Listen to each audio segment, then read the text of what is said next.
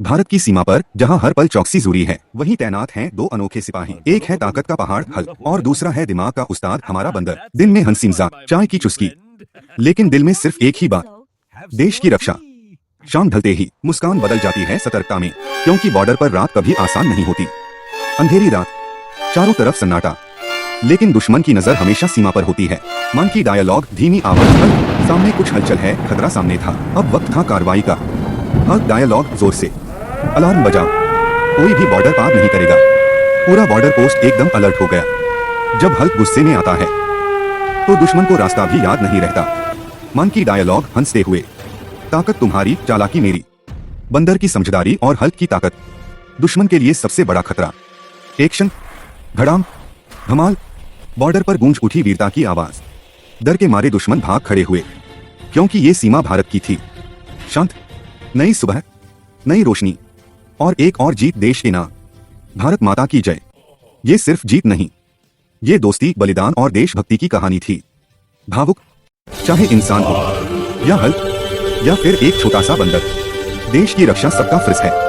एक छोटे से रंग बिरंगे गांव में कार्तिक नाम का एक नन्हा बच्चा रहता था। कार्तिक हमेशा ऊनी टोपी पहनता और हर चीज से दोस्ती कर लेता था। एक ठंडी सुबह कार्तिक गली में खेल रहा था, तभी उसे एक छोटी सी सफेद भूरी बकरी दिखी। बकरी कांप रही थी और डरी हुई लग रही थी। कार्तिक झुककर बोला, डरो मत, मैं तुम्हारा दोस्त हूँ। तभी कहानी जादुई बन गई। बकरी अचानक 3D कार्टून बकरी में बदल गई। उसकी आंखें चमकने लगी और उसके कान हिलने लगे।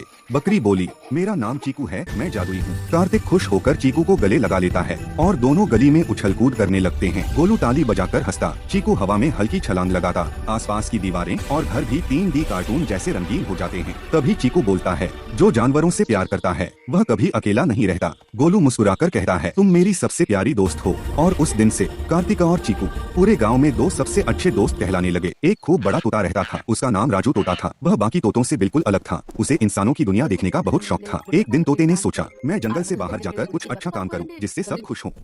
वह उड़ता उड़ता जंगल से नीचे उतरा और सीधा एक छोटे से शहर में आ पहुंचा। वहाँ बहुत ज्यादा गर्मी थी और छोटे छोटे बच्चे पसीने में भीग कर खेल रहे थे। बच्चों को देखकर तोते को दया आ गई। तोते ने एक ठेला लिया और उस पर लिखा, राजू तोते की ठंडी ठंडी आइसक्रीम।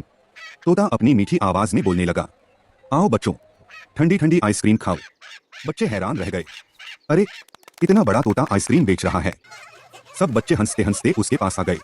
तोता अलग अलग स्वाद की आइसक्रीम देने लगा, स्ट्रॉबेरी, चॉकलेट और मैंगो। बच्चे आइसक्रीम खाते और खुशी से उछलने लगे। ठंडी आइसक्रीम खाकर सबको बहुत मजा आने लगा। कोई ताली बजाने लगा, कोई नाचने लगा, तो कोई तोते के साथ गाना गाने लगा। शाम होते होते पूरा इलाका हंसी और खुशियों से भर गया। बच्चों के माता पिता भी तोते की बहुत तारीफ करने लगे।